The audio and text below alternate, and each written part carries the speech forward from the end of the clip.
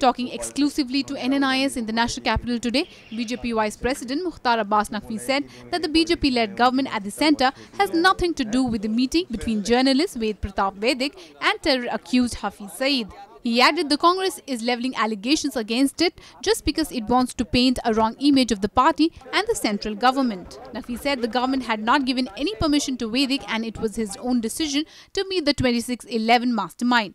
He also said the name of BJP government is being dragged in the issue to spoil its image. देखिए, पहली बात ये है कि ये जो वैदिक साहब हैं, इनके बारे में बीजेपी ने भी और सरकार ने भी बहुत स्पष्ट कर दिया कि ये जो कुछ भी कह रहे हैं, जो कुछ भी मिलने गए हैं, ये इनका अपना व्यक्तिगत फैसला था और व्यक्तिगत उनका निर्णय था। इसमें न तो सरकार का कोई कहीं दूर तक का हाथ है, न तो पार्टी का। Naqvi also lashed out at Congress for raking up the issue. Naqvi said the Congress is frustrated with its Lok Sabha defeat. अब देखिए, कांग्रेस पार्टी तो सत्ता की पार्टी रही है।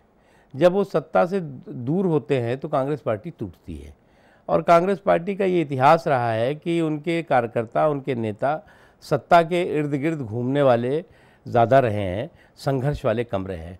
तो संघर्ष में जो पार्टी जमी रहे, जो पार्टी टिकी रहे, जो पार्टी जो है वो अपने विवेक के साथ काम कर सके, वो पार्टी है। कांग्रेस पार्टी तो केवल सत्ता की पार्टी है।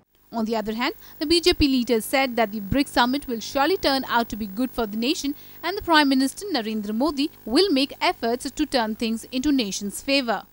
बहुत सकारात्मक ब्रिक्स की जो बैठकें हो रही हैं, ब्रिक्स में जो प्रधानमंत्री श्री नरेंद्र मोदी जी गए हैं, निश्चित तौर से वो बहुत सकारात्मक उसका असर देश में दिखाई पड़ेगा।